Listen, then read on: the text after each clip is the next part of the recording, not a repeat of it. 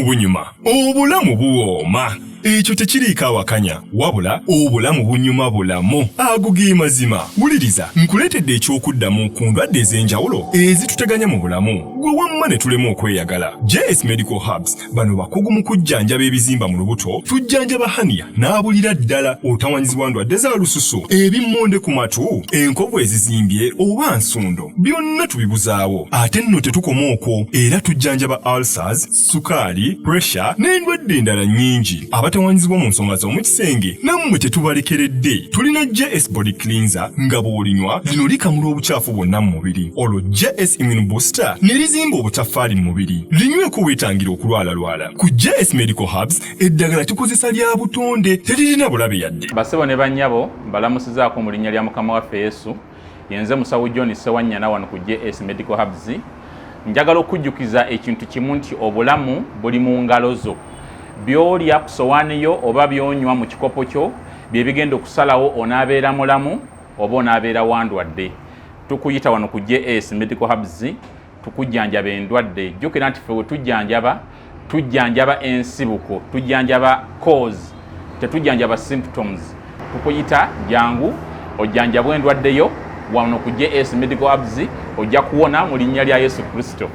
Amina. Tusangibwa Nansana okumpi ne Nansana Business Center oba tufune ku simu zino wammanga noti 7 bisatu nkaga mu 7 bisatu nkaga mu 2 oba noti 772 lwenda chenda mu mwenda noti 29. JS Medical Hubs for health and skin solutions.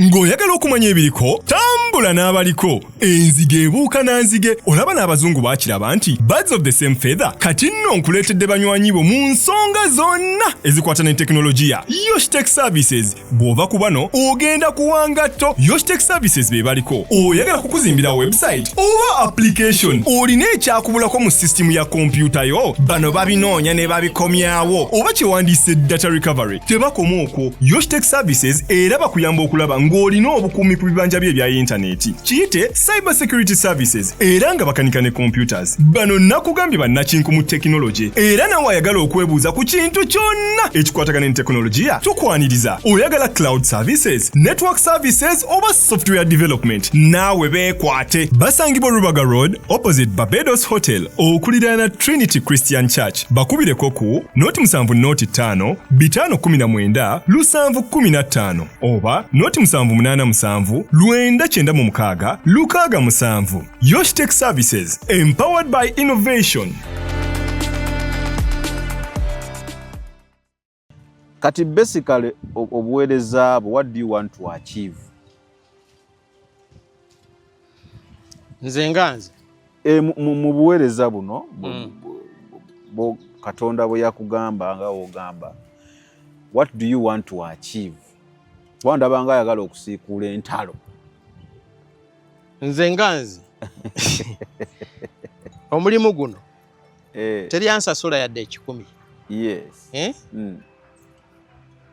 Nze mpeereza Katonda. There's nothing I want to achieve. Nze wendi wano Katonda andaba. Eggulu lindaba. Byenjogera baliwulira era bali eri banyenya mutwe bagamba yes omwana akola ki akola yes era nze bwe nakolako kyenkoze nga ngenda kiraba nga balala bongerezaako ensi tegenda kuggwawo mu bulamu bwange naye nina kyenseetinga ekisibula abantu amaaso. Abantu emyaka 1400 baali bamanyi nti Muhammad gyali yaliyo netabeerangayoko. Kakati abantu bajja kutandikira awo kubanga awo si wenkoma era nga tukyali wano ngenda kubuulira nkuwe obukakafu oyongera okukakasa awuliriza ayongera okukakasa nti byenjogera mazima. Kati nakugambye Muhammad teyaliyo. Muhammad teyalabwako muntu outside Islam. Ekyo ne bonoonyereza abantu baddembe okugenda okukola ki lwakuba badde tebati ndinga abazibula ki amaaso n'amatu. Oli ajja kugenda anoonyereze teriyo record. Ebiwandiiko byali biyitirivu okumala emyaka 1000 bagamba Obuyisiraamu bwazzemu in broad daylight nga obudde bwakedde obwa civilization.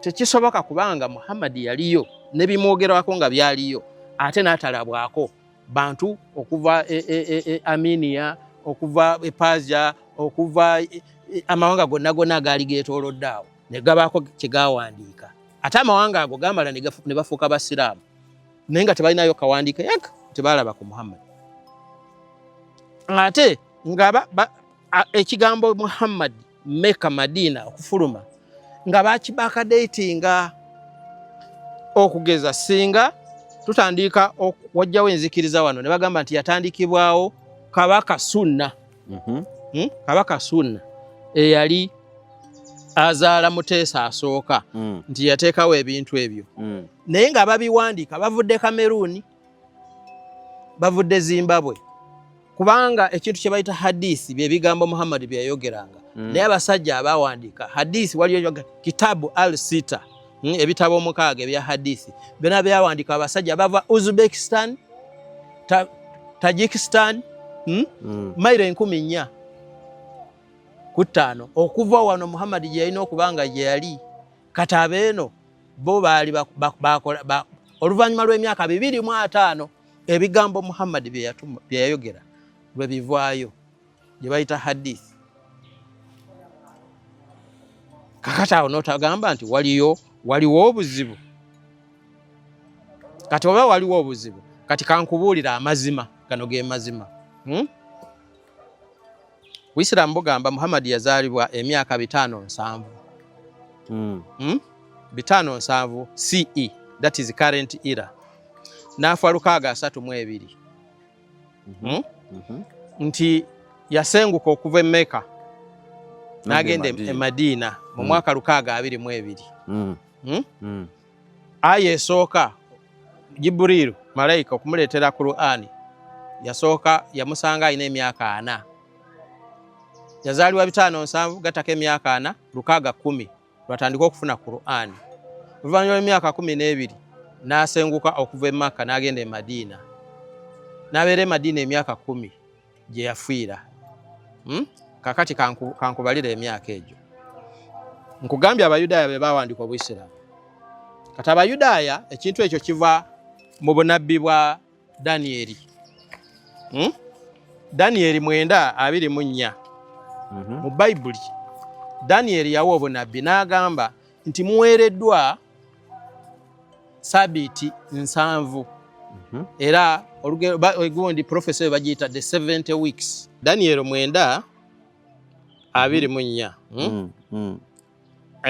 Daniel yagamba nti muweereddwa agamba Abayisirayiri ewiiki 7 nkugambye bino byangero wiiki 7 omulokozi alyoka ajje 70 weeks kakati wiiki kitegeeza ki ewiiki seti y'emyaka 7 seti emu kati Abayudaaya balina tradition nti buli luvannyuma lw'emyaka 7 bateekangawo kye bayita sabbatical kigambo sabbatical leave nga abantu bawummula ne bakola ebijaguzo ne bakola ki era ne basumulula abasibe bali omu ne basonyibwa eyo ebeera katono gye yayita wiiki emu kati wiiki 7 kitegeeza emyaka 7 emirundi 7 gye myaka 49 kati tuzze mu kubala twagala bwino kakati nobaayo kye bayita jubiri ogimanyi si ey'emyaka 5 myaka 5 naye jubiri zalinga sabatiko 7 jubiri sabatiko 7 ye 7 emirundi 7 myaka 49 buli luvannyuma lw'emyaka 49 omwaka ogwaddangako ogwa5 ng'ebeera jubiri so kakati 70 zaali jubiri 10 kati profesa ya Danieri etuwa jubiri 10 emyaka 7 emirundi 7 ze jubiri 10 kati guli ogwa5 tokola ki togubala kakati 70 weeks nagamba muweereddwa you have been given 70 weeks and 62 weeks kati 70 weeks zino ziba jubilee years 10 jubilees 49 50 times times 10. Kubanga it is 7 times, this 70 is 7 times 10. So it is 7. Kakati then 60 weeks. Kati gino myaka egyempeke 62 years. Kakati abayudaaya olw'okuba baagaana Yesu yatuukiriza profesa eno eya Danieri. Okujja kwe kwatuukiriza profesa ya Danieri. Kati abayudaaya olw'okuba baagaana Yesu naye nga basuubira omulokozi owaabwe, baatandika okubala. Batandikira ku mwaka yeekaalu bwe yamenyebwawo emyaka 7 CE. So kaakati tugambye jubiri gibeera myaka 5, emirundi 10 sijja emyaka 5. Kaakati emyaka 5 okuva mu mwaka ogw'ensanvu guba mwaka ki? Guba mwaka 507 CE. Era obusiraamu bugamba Muhammad gwe yazaalibirwamu. Kati Muhammad wabanga yatuukiriza profesa ya Danieri yali mu Yudaaya. Kaakati ne bakugamba nti after 62 weeks kiri mu Bible, the Messiah will be cut off, meaning will be killed.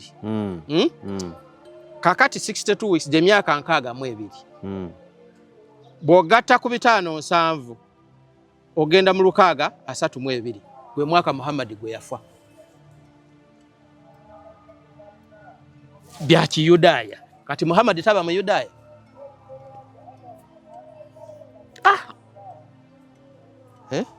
Bw'obanga oli musiraamu wasoma obuyisiraamu, nina kye nnimbye wano. Muhammad tebamuzaala 507. Kati nkubuulira gye kiva. Teyafa 632. Nkubuulira gye kiva.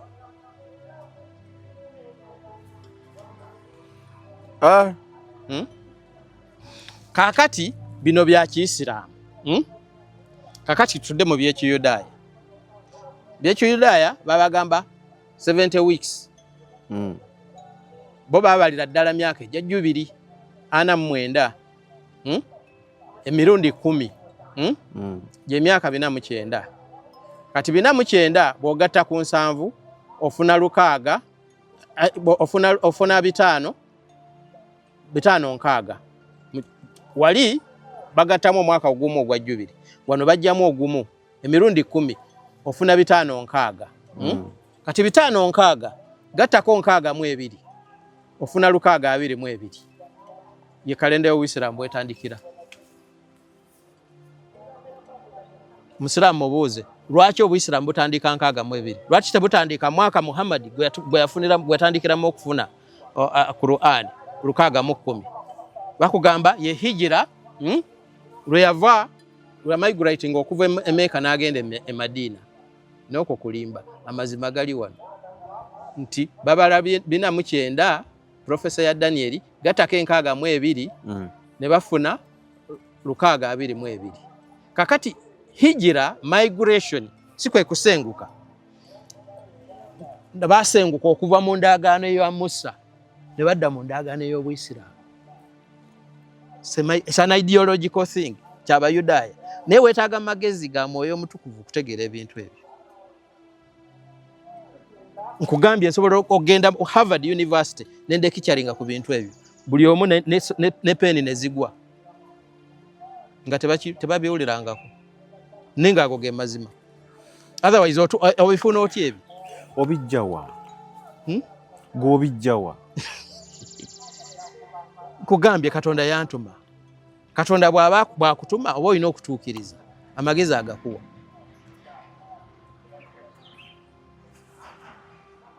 Era Abayudaaya bakugamba nti a fool walks in the dark. Omusirusiru atambulira mu kizikiza. Kati abasigaddeyo bonna basirusiru bali mu kizikiza. Bokka be bamanya amazima. Kati Abayisirayiri baki right now? Abayisirayiri be tulina kati eggwanga lya Isirayiri. Era olina kudda mabega mu history. Abayisirayiri balinga bw'olaba abatuusi. Era nze ndowooza abatuusi Abayisirayiri abaddugavu. Kubanga ndabanga neeyisa yaabwe. First of all, tebawasa mu mawanga amalala. Beezaalamu. Kati gye baasengukiranga yonna baasigala. Ne gye baamala emyaka 1000 era basigala Bayudaaya. America erina Abayudaaya miliyoni ziwera basuka mu miliyoni 10.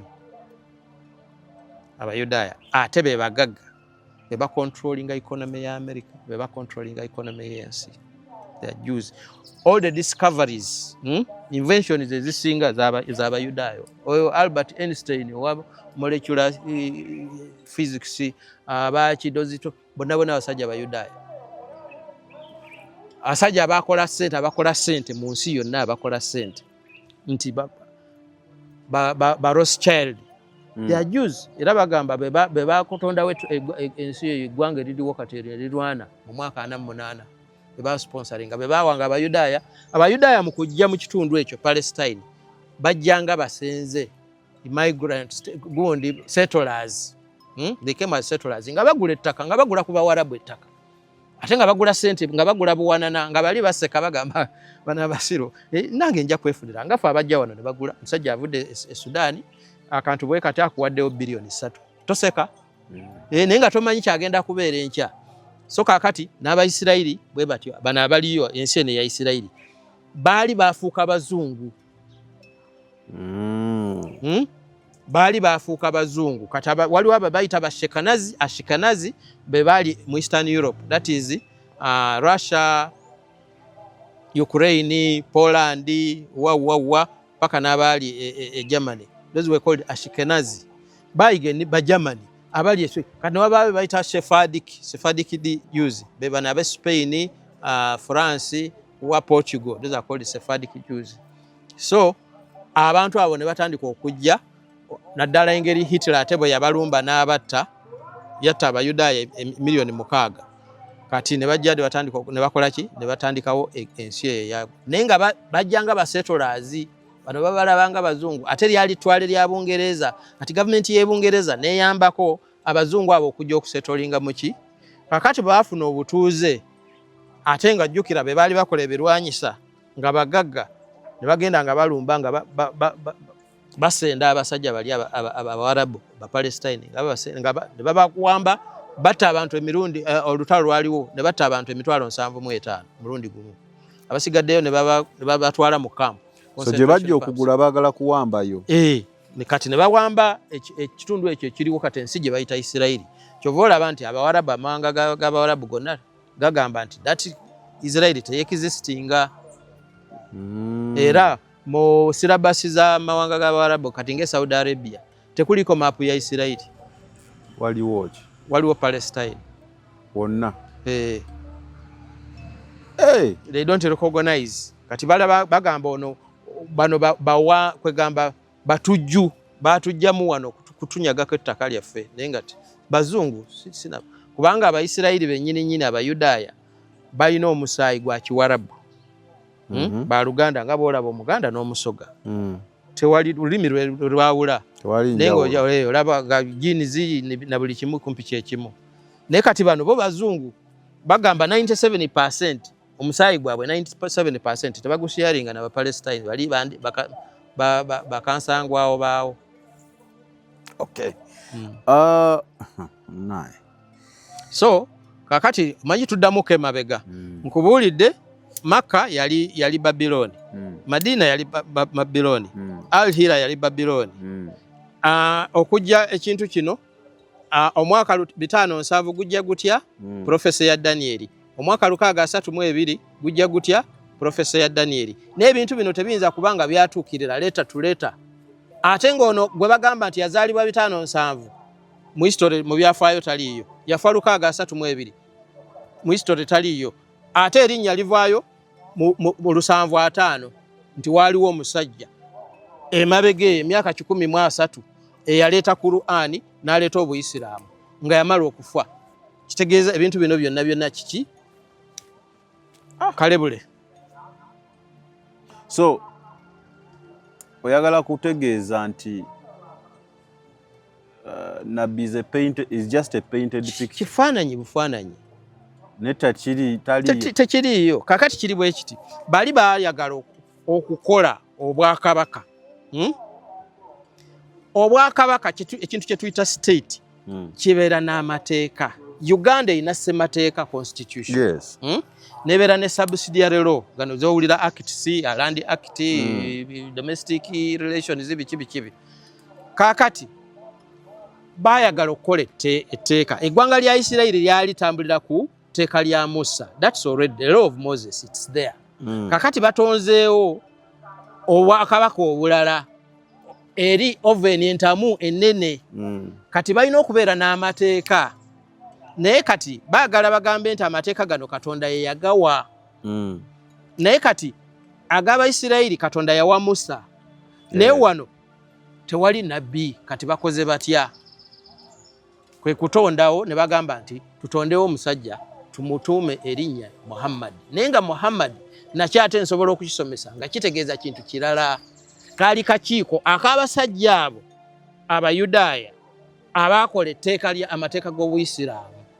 Akakiiko ako mu lulimi olw'Eburaniya bakayita Mahamadi. Kati ensi ebweru bwe baawuliranga nti Mahamadi yasazeewo nga tebasobola kwawula nga balowooza muntu. Kati kuba ekifaananyi nti je UPDF waliwo abali e Karamoja, waliwo abali e Congo, kakati ne wali akakiiko akakola ki nkyogamba nti kati high command nga bagiyita Mahamadi yasazeewo yalagidde. Kakati ate olulimi olwaliwo bali terwali na vowels. Alphabet teyalina vowels. For example, okimanyi nti Katonda bamuyita Yahweh. Yahweh mu Lweburaniya. Naye ekigambo manyi bwe basupeeringa Yahweh? It's W, it's Y, YH, WH. Yahweh. Why? Temulimu vowels. Kati n'Oluwarabu terwalinangamu ki vowels. Bawandinganga MH, MD. Era bw'ogenda mu byawandiiko bajja ebiri biyitirivu nga bigamba MH, MD. Nga kitegeeza Mahamad. Kakiiko. Kakati bali olugezigezi amagezi ne gabajjira oluvannyuma tugambe nti Mahamad ono yali muntu naye nga kaali kakiiko. Nake. Kate baawukanira wa wano byempulira tusimala no batabliki simala no baki. Kakati munzikiriza kwegamba mu society abantu tebayinza kussa kimu ne bw'olikola otya kasita abeera mwana w'omuntu gwe ne muganda omuyinza okwawukana. Kyo kiri natural. Ne mu Christianity tetulina. How many denominations do we have in Christianity? So many. So kati tetugenda kusobola okubuulirako omusiraamu ayagala okumanya kubanga tebamanyi bino byenjogera teri abimanyi. Kakati kabaka w'Abayudaaya abo abaatandika Obuyisiraamu baali bamuyita Bostanai. Yagenda n'awasa omukazi Omupaazi abana ab'e Iran. Bamuyita Shabono. Baali bamuyita Shabono. Yazaala abaana. Kakati mu nnono z'Obuyudaaya bagamba baagala purity kubanga yali musajja muki kati olaba wano obwakabaka. Omulangira Crown Prince alina kubanga azaalibwa mukazi Muganda ng'ava mu bika bya Buganda. Awo kiri. Kakati n'oli nabali bwe kityo yalina omukazi Omuyudaaya n'omukazi n'awasa omukazi Omupaazi. Kati bw'awasa omukazi Omupaazi nga bw'aligana nti olukiiko lwa Buganda akakiiko akafuga obwakabaka bwaki bagamba nti abali abaana tebali balimpiwa be bakola obushiya ebagaanibwa they were denied their inheritance. Bagamba bano si Bayudaaya they are impure. Kati nga bwola bajunju wano. Yes. Kakati bali kikiwayo ekyo kye bayita Abashiya kubanga waliwo Abashiya n'Abasuni. Bintu by'Abawarabu. Kakati Abashiya be bali kyobola nti Iran yonna Bashiya n'ekitundutundu ku Iraq Bashiya kubanga abo baali they were those people of Persia. Omuva omukazi oli gwe bayita Shalbonu Mukabostanai kabaka w'Abayudaaya. Kati njawukana egira kuki kukuboola. Bali baboolebwa nti they are not pure. Nebyo omusiraamu tajjako tewali wano omusiraamu yadde mufuti wa Uganda asobola kubikuga. Tebabimanyi. Kati nze ndabanga olw'okuba njogera Luganda nti Uganda efunye omukisa. Okubanga nze alina okukola ki kubanga bukyanga ensi ebaawo tewali muntu yali afunye kubikkulirwa ng'ava mu Afrika wano ng'abikkulirwa ebintu byeyo.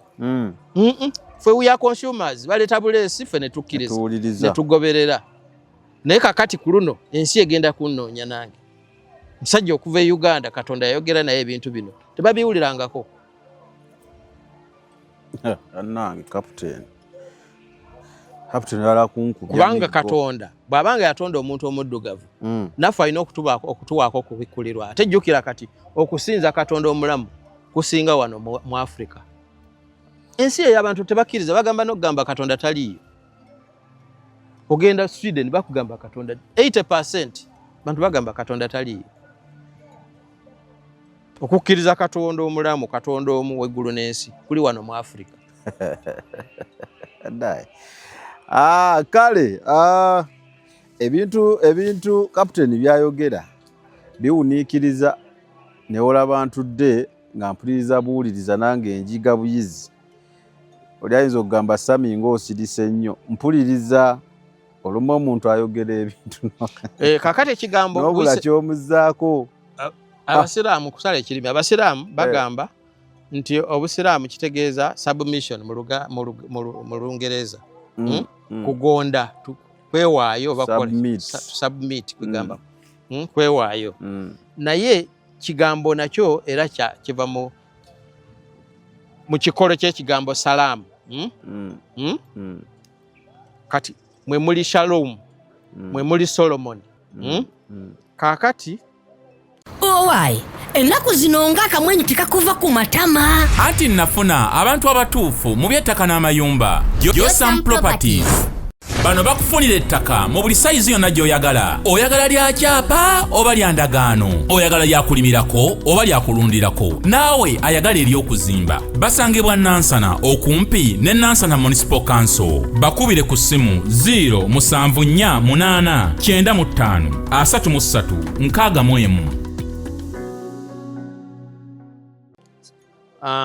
Shalom Lwebrania Salama Luarabu kakati bali baataaminga waliwo translation bwe batranslatinga ebitabo okuva mu Lwebrania okuluzza mu Luyonaani Greek mu Aramaic first omusajja bali bamuyita Onkelos ekitabo ekyo bakiyita Targum. So kati bw'oba onoonya it is TARGUM Targum Onkelos. Targum Onkelos egamba nti amawanga ga Gentiles abatali Bayudaaya abakkiririza mu Katonda w'Abayudaaya wa Ibulayimu ne Isaka ne Yakobo babayita ab'emirembe, the God fearers. Ab'emirembe. They are Shlamim oba Muslim, Silamai, we wava ekigambo Muslim, nti ab'emirembe, we wava ekigambo era still si kya Luwarabu.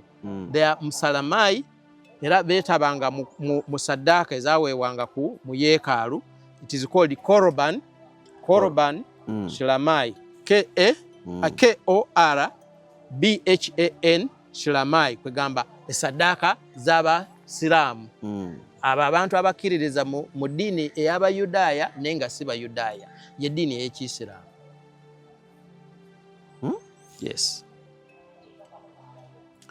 Anyway, kale oyogedde ebintu n'onzija ne ku mulamwa. Bwentu buli kyoyogera mpulira nze mu matu gange kipya, mpulira byonna byewuunyisa naye era nga woogambye kubeera information ananuza webeera nga mpya yeewuunyisaamu ate era Bible nga weegamba abantu bange babuze lwaki? Kubula kumanya. So I'm just privileged okubeera nga nsobola okutegeera nange by'oŋŋamba. Ate nze ekinyambako kiri nti era ntera okugamba abalabi wano, I'm a very open-minded person. Nti nze nzikiriza nti sirina kyemmanyi, okitegeera nti omuntu yenna waleeta information muwulirize, tewaliwo alina epitomu ya kutegeera nti Katonda yayimanya n'abimalayo, you know. So njiga ng'omuntu omulaye nakale akakati njagala nkudduseeko katono nzikiriza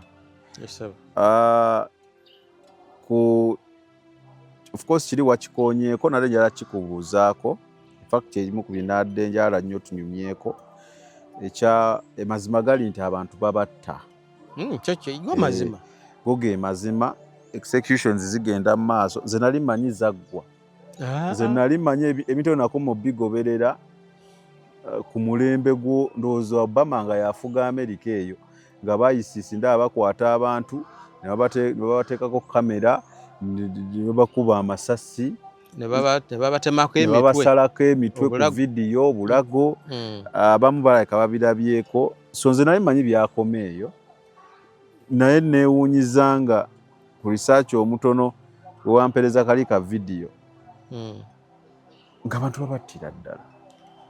babattira ddala okimanyi kale obadde togoberera okimanyi nti gavumenti eya Syria omusajja yali aluddeko okufuga dynasty kubanga kitaawe Assad naye yamuddako Bashar Assad gavumenti ye yagwa emabegaawo aledisia ekyo nakira Bashar Assad naye abamujjako manyi nti abaali abayeekera bennyininyini aba ISIS era omusajja aliko kati nga president wa ISIS naye kakati olw'okuba yajja mu arena ey'abantu abagunjufu kati buli obutemu bwe baakolanga takyasobola kati bwe yatuuka yagonzagonzaamuko naye nga tasobola controllinga bannalukalali basookera kuki kulumba gwanga baliyita ba Alawites oli Bashar Assad yali mu Alawite nabo basiraamu naye nga baawukamukko kati nga bwe nkugambye ebintu bino by'Abayudaaya anti Syria eri wano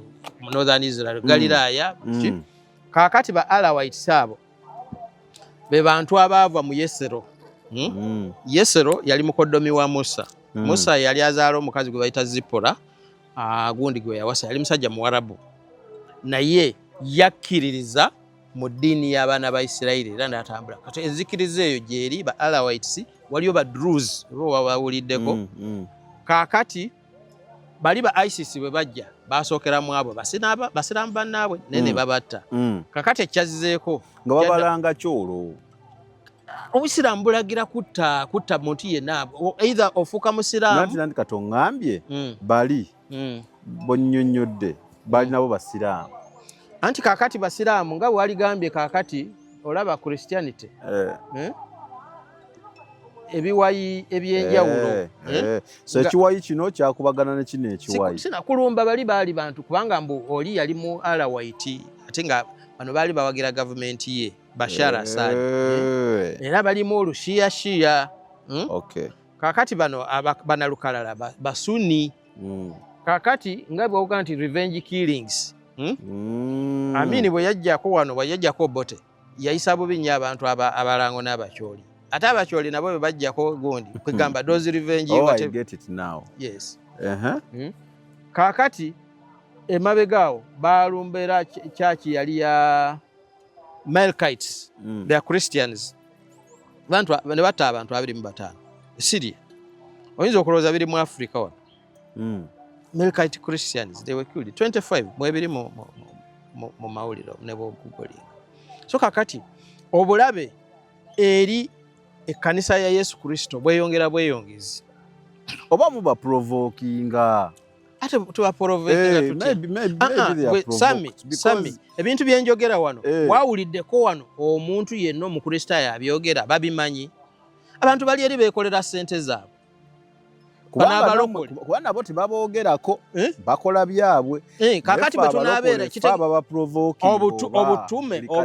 obutume tuba tubukola tunagenda tutya mu mawanga omuntu omusiraamu anategeera ati amazima ajja eri obulokozi nga tomubuulidde nti kyaliko kikyamu mubuulire enjiri enjiri yeeriwa mubuulire enjiri naye kati provoking n'okwogera n'omuntu kyanjawulo enjiri eri bweti enjiri eri bweti nze bwe ŋŋenda senga ŋŋenda tebanzikiriza nakubaawo obusiraamu bulagira banzite nga sinaba nakwogera kuki kati onobabulira otya enjiri nze mbeera nnyo mu kikuubo eyo naye bw'oyogera baseka musajja omusajja omusiru naye alakulabanga gwe musiru naye nga talina nakyamanyi yadde kakati kambuuza omusiraamu omanyi I'm speaking nga at the back of my mind manyi njogera na musiraamu kubanga bino abakristaayo tebabifaako era abamu tebajja biraba ngezaako kulaga naddala omuntu omusiraamu alimuko akatangaala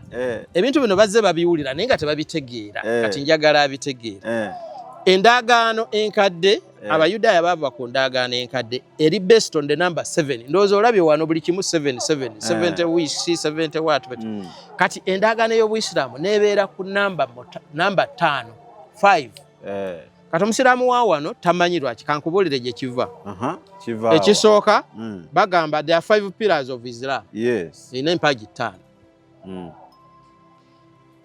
bakola swala 5 olunaku olaba ino ku recent akabonereko omwezi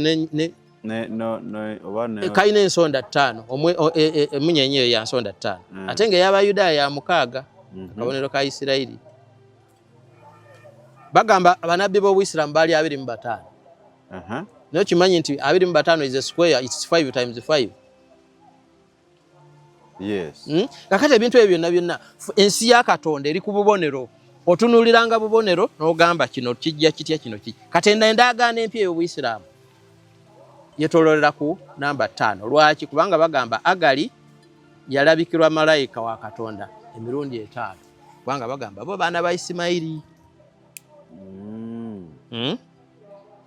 naye kati bw'obuuza omuyisiraamu nti swala 5 bagamba Muhammad yagenda mu ggulu n'aweebwa sala 5 kuliko ne hadisi egamba nti Muhammad yali Meka ekisolo ekitaliyo mu nsi kisolo kino bakiyita Buraka Buraka yali ndogoyi naye nga erina omutwe gwa muntu mukazi naye nga erina ebiwawaatiro ng'ebyempungu Jibuliiru malayika najja n'abaaga Muhammad n'amubaaga ekifuba najjamu obukyafu bwonna kubanga yali tasobola genda mu ggulu nga mukyafu najjamu obukyafu mu lubuto naddawo n'amutunga mu kiro kimu n'amutuuza ku Buraka ne bava e Maaka ne bagenda e Yerusaalemi Muhammad naddira n'asiba endogoyi eyo ku kisenge kya yeekaalu n'agenda n'asisinkana Musa Yesu banabbi bonna bali abakadde n'amala n'agenda ne Jibuliiru malayika mu magulu 7 heavens kati waliwo eggulu kwe yasanga Alooni waliwo kwe yasanga Musa waliwo kwe yasanga Ibulayimu waliwo kwe yasanga ani kakati yatuuka waliwo we yatuuka nga waliwo omuti nga ne Jibuliiru talina kugusuuka okugenda ewa Allah kati ne Jibuliiru n'akomaawo Muhammad n'agenda yekka ewa Allah kakati ye yanona Muhammad ye yamunona yamunona naye nga talina kusukka nga Jibuliiru tatuuka wa Allah Muhammad yagendayo so talina bujulizi ne Jibuliiru nga tasobola kumujulira kubanga teyaliyo kakati aba akomawo atuuka mu ggulu eririko Musa amubuuza tibakugambye eki nti bampadde swala 50 ko Musa nti nze naliko wansi eyo mmanyi omusiraamu alina okubanga akola naye swala 50 kitegeeza buli dakika 19 ajja kubanga adduka okusaala ate nga asaalira eddakiika 10 n'omusobyo kati kitegeeza swala 50 mu lunaku nga nnyingi nnyo namugamba tajja kuba na budde ajja kubeera mu kusaala kuka nagamba genda bakukenderezeeko Muhammad naddayo ne bamusalirako swala 5 n'asigaza na 5 aba akomawo Musa nti mmeka 5 nti zikyali nnyingi ddayo n'amuzaayo nga basalako 5 kati bwe zasigala nga zisigadde 5 nga Muhammad akooye yetamiddwa n'agamba Musa yali amugamba genda era bakukenderezeeko oba Musa yali ayagalemu simanyi Muhammad neyekya n'agamba ne Allah ayinza okunyiiga kamale gagenda nezo najja ne swala ezi 5 kakati swala 5 tekwali kwagala kwa Allah yayagala 50 tekwali kwagala kwa Musa yayagala emu tekwali kwagala kwa Muhammad yekyawa bwekyayi kakati esswala 5 omusiraamu z'asaala kwagala kwani? Ebyo by'owulidde oba ebyogeddwa mu episode eno si birowoozo bya Unique Media nga channel awamu n'abagikulira, wabula birowoozo by'abantu ssekinnoomu mu kiti kyabwe.